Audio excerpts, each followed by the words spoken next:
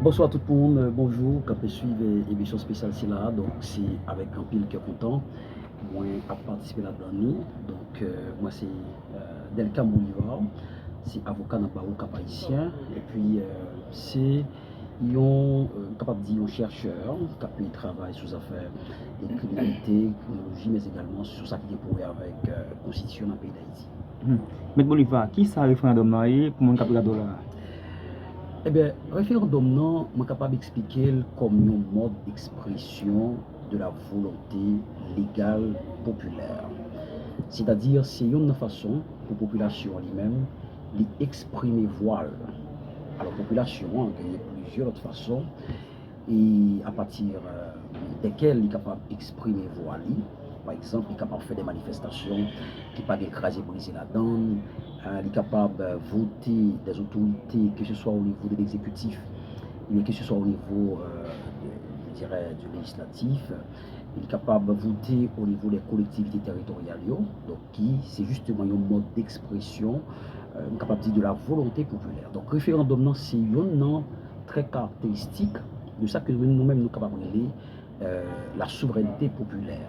Donc population a un droit par yo pour nous dire yo accepter pour ce tel type de loi pour qui dirige yo, on s'appuie capable de dire et bien nous pas accepter pour ce tel type de loi pour qui dirige nous le ça gouvernement l'État qui en place là il mettait des mécanismes capable dit en vigueur pour permettre à ce que la population si là les mêmes lits fait en des voix à travers capable dire document c'est là que nous-mêmes nous baptisons référendum.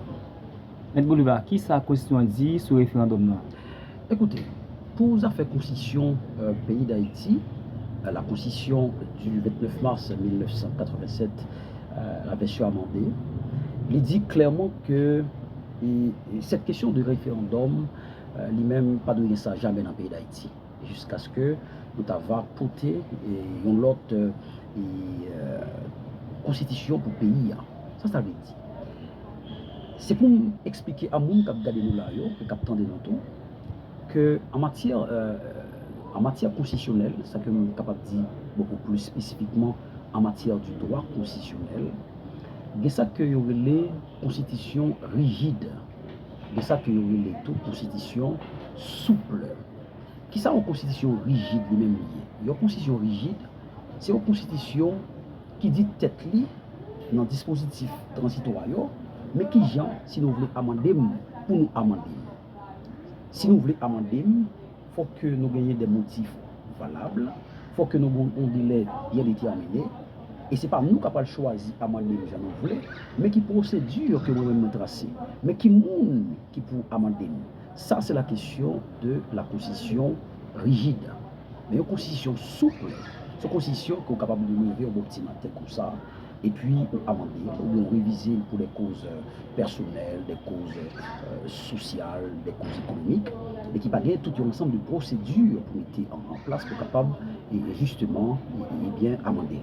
Par exemple, si vous regardez au niveau de la constitution en vigueur, dans son article 282, il dit mais qui groupe de monde qui est capable de faire sacrer un amendement constitutionnel.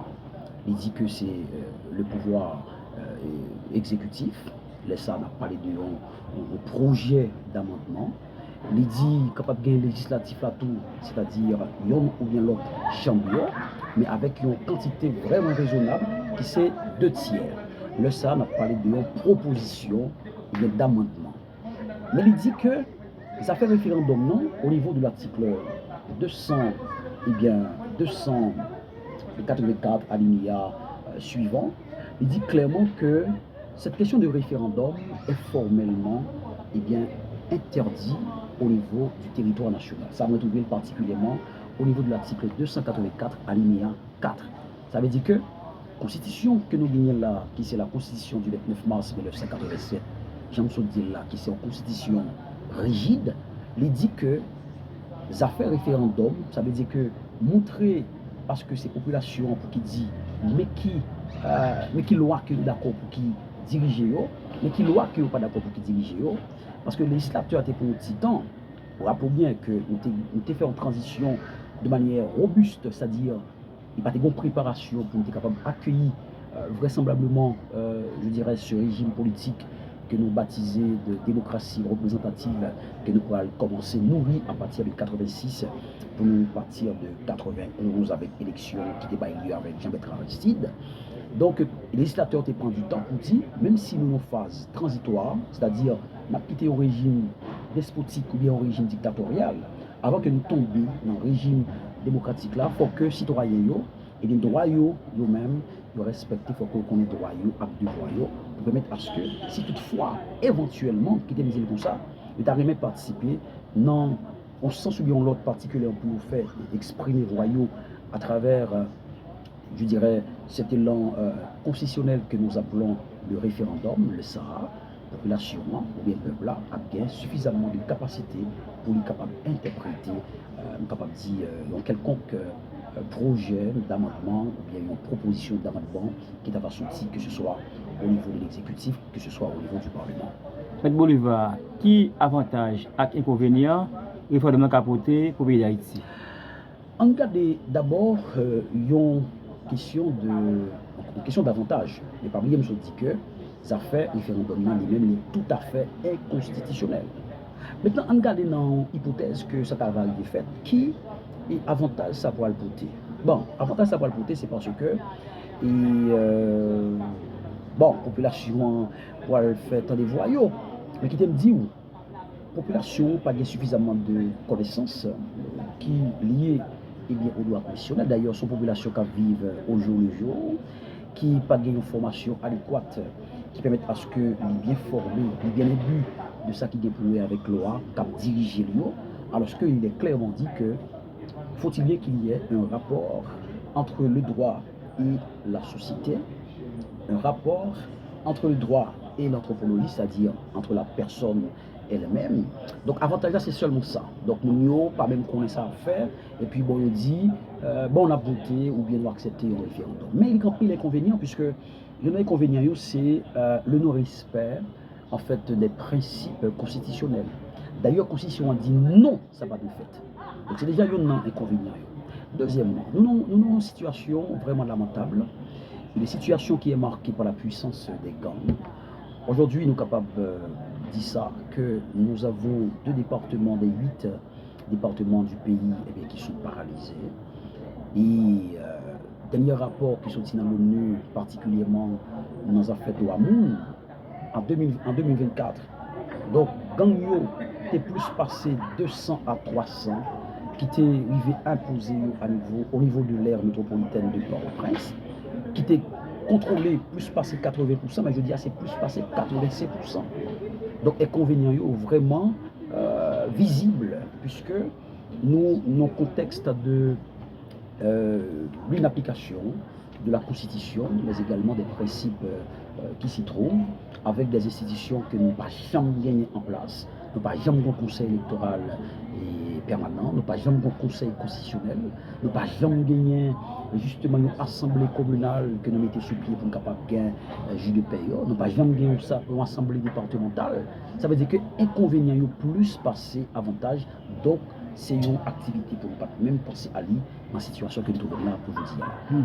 Et Bolivar, est-ce qu'il réalise là, est-ce qu'il réalise l'élection, c'est une priorité pour le gouvernement Alex Dizé-Fizé-Meya à mon capitaine?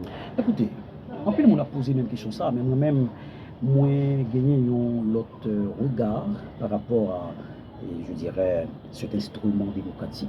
D'ailleurs, il y a un élément qui montrait qu'un pays a bien fonctionné. Il y a un élément qui montrait que un pays qui a un régime démocratique a bien fonctionné, qui montrait que l'institution a bien fonctionné, politique là lui-même stable. C'est ça que nous appelons élection.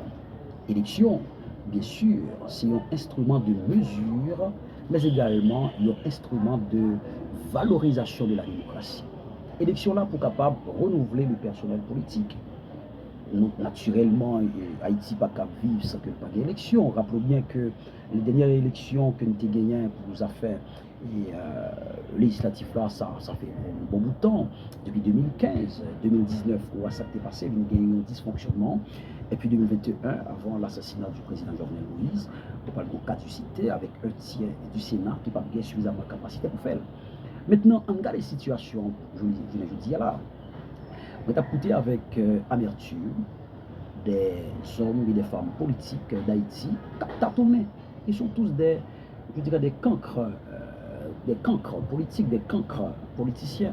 C'est-à-dire c'est des gens qui ne savent pas ça faire, mais qui rentrent dans une sphère où ils trouvent une spirale, ils ne savent pas ni pour faire devant, ni pour faire derrière, ils trouvent une impasse. Parce que je dis là, pour organiser l'élection, il faudrait que l'élection avoir gagné des caractéristiques ou des traits caractéristiques qui définissent préalablement. Ça veut dire qui ça? Donc il faut que nous ayons des élections qui soient premièrement inclusives. Ça veut dire que tout le monde a participé là-dedans. On va dire les gangs qui prennent Port-au-Prince, l'État a une obligation pour gérer cette question de gang. L'État, c'est le garant de la sécurité publique. Donc l'État n'a pas qu'à dire, pas qu'à faire élection dans l'Ouest. Il n'a pas qu'à dire, pas qu'à faire élection dans l'Artibonite. Donc il ignorait justement 2 départements des 10. Donc il faut que l'élection soit même inclusive. Il faut que l'élection soit libre. Comment je peux vous expliquer cette liberté au niveau des élections? C'est parce que moi, j'ai le droit, puisque ça c'est un élément, un droit fondamental que je gagne, ou une liberté fondamentale que je gagne. Moi, j'ai une liberté pour moi voter. On fait choix de l'autorité pour qui dirige. Mais le contexte que nous vivons là, est-ce que gagner vraiment la libre circulation? Comment citoyen ne peut pas faire déplacer à nos zones? Comment candidat ne peut pas faire mener campagne? L'autre élément pour nous garder dans les affaires d'élection, c'est ça que nous voulons, l'honnêteté. Les élections doivent être honnêtes. Mais nous regardons qui gens, nous dans CPT, justement, mener par pays, il y a des gens qui n'ont pas confiance dans eux et qui croient que ça n'est pas honnête. Donc, il n'y a pas digne pour organiser l'élection. L'autre caractéristique, c'est ça que nous sommes capables de dire, les élections crédibles.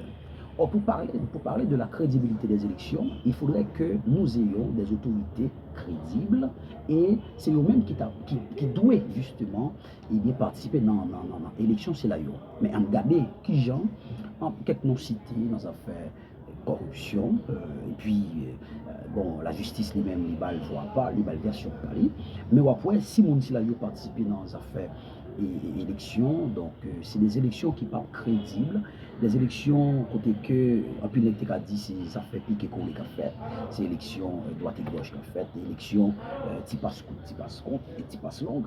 Donc, c'est-à-dire, élection, ça va pas respecter les critères démocratiques. Donc, élection, lui-même, il faut que il reflétait l'image ou bien le choix de la population.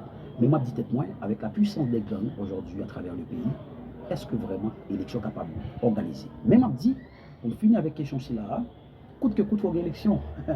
Parce que le monde qui a tête pays là, il faudrait que nous ayons de nouvelles têtes. Il faut qu'il y ait des jeunes qui émancipés politiquement. Ce ne pas des jeunes qui ont un petit cob, qui ont volé, qui ont fait machine de données, qui ont poussé des chiens de garde, non.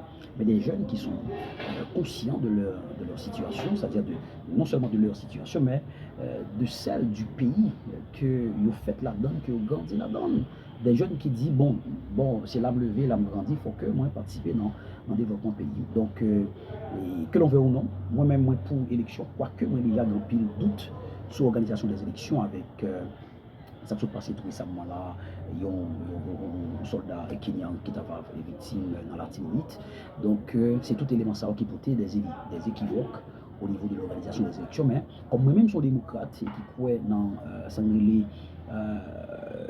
élections inclusive ou bien participative, moi souhaiter que les gens mettent machine insécurité à deux côtés, ils viennent avec machine sécurité pour moi nous gagner l'autre figure, de nouvelles figures politiques, de nouvelles figures économiques qui remettent le pays à tout bon voué parce que c'est pas seulement compétence là, mais nous avons besoin des compétences là, des gens qui sont conscients, des gens qui gagnent parole d'honneur, des gens qui croient dans le pays, des gens qui sont des patriotes, des gens qui croient que ne pas voler le pays pour venir enrichir tête, que ce soit dans notre pays pour venir plein poche à petit ou à pas de mais des jeunes femmes avec des jeunes garçons qui disent bon pays ça, c'est pour nous lier, nous ne pas quitter le craser, même gens pilote jeunes dans notre pays pour la responsabilité.